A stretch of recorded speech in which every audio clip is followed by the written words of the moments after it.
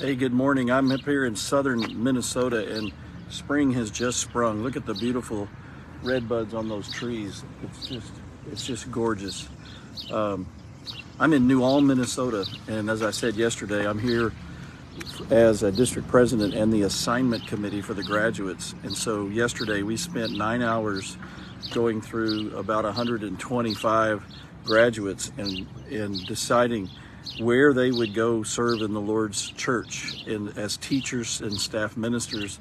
And it's just an amazing process that we all submit ourselves to, because as students, they say, "Here I am, send me," and they let us fallible men and women work together to assign them. And on Saturday, we'll read their name at a worship service and say where they're going, and if they're married, their spouse goes with them. It's just amazing. It's amazing trust, and it's an amazing thing that we all love God and love people enough that we're willing to just help each other serve. Yesterday, as a district president for Texas, Oklahoma, and Arkansas, I was looking for 7 or 8 called teachers out of this assignment class, but there aren't enough for everybody. And we have 250 requests and only about 77 that could go anywhere, and others that need to follow their husband, like to the seminary, or be near family that's not doing well physically. And so we had about only 77 that would maybe pick from to come to Texas, but there's 250 requests. So we ended up with 4 of our requests, and the Lord will provide locally in Texas somehow. I'm going to move now to my devotion. It's the second of 3 devotions on the passage Ephesians 4:32. It's a beautiful little passage that is a great motto. I think if you wanted to take a passage and put it on a beautiful picture and frame it, this would be one you'd want in your house. It'd be one that you'd want to teach your family, and it'd be one that you want in your marriage. It goes like this. Paul says to the Ephesians, "Be kind and compassionate to one another, forgiving each other just as in Christ God forgave you." The second word, the first one yesterday was kindness. The second word is compassion. Remember that the New Testament was originally written in Greek, and so the vocabulary words of Greek sometimes inform and instruct us even more fuller, with a more fuller meaning than the original. Our translations are really good, and the word compassion is a really good translation of this Greek word.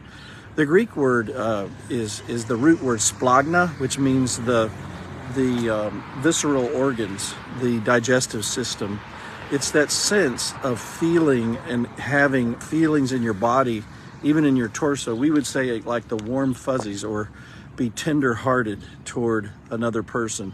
It's that feeling you get of endearment and ownership and acceptance of the person. It's that feeling of having suffering with them and celebrating with them, whichever it is in their life, whether it's celebration or suffering, you're going to do it with them.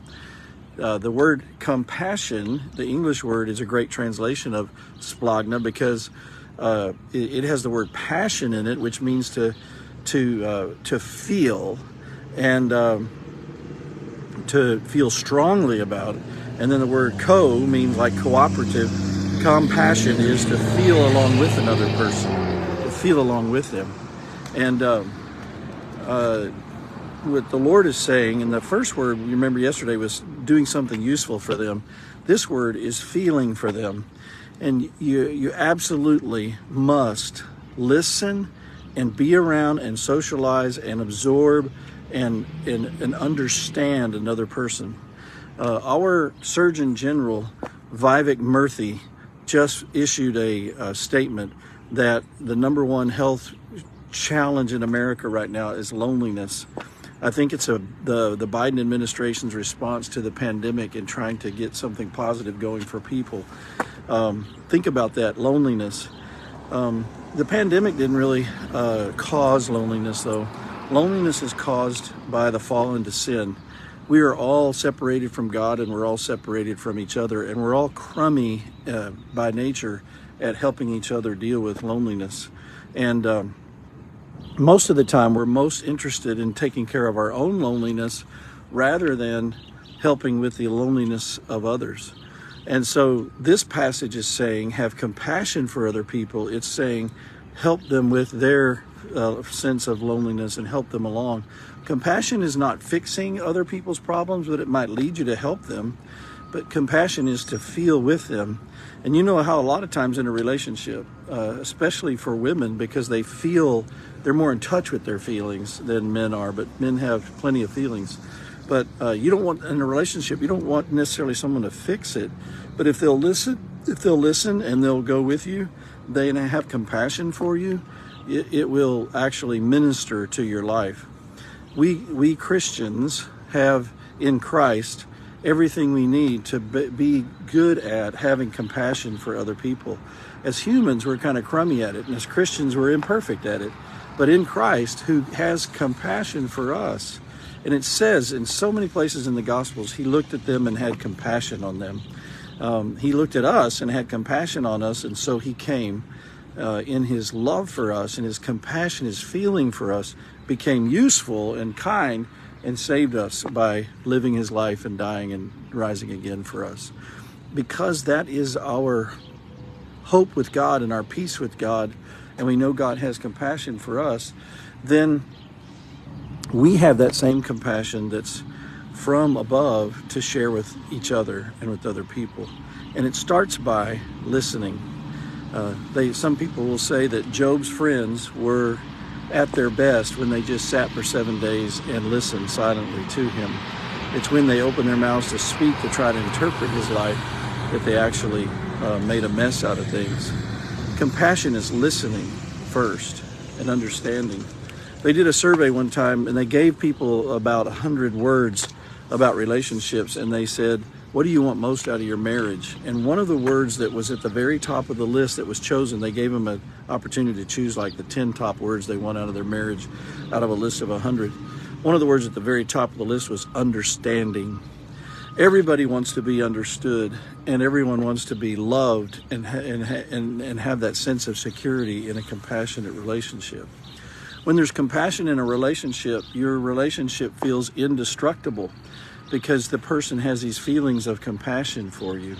And if you're around a person that doesn't have compassion, it sucks the life out of you, and it makes you feel lonely and on your own. Compassion actually makes us feel the strength of a friend who's helping us through life just by being there for us. So who is it that you can be compassionate to today? Who is it that you can help by going to them and saying, how's life going? Celebrating their celebrations with them and being there to listen and hurt with them when things don't go well. This is one of the secrets to happiness in life and happiness in a relationship with other people. Remember what God said, be kind to one another and be compassionate to one another. Tomorrow, we're going to talk about that third one, which is forgiving one another, and how that's the continual restorative factor, the X factor in all relationships. Hey, today's a beautiful day to be loved by God and to love others. Hope you can get out in nature and enjoy it like I did this morning, and pray to the Lord of the church for our little church body as we try to provide workers for all these different schools.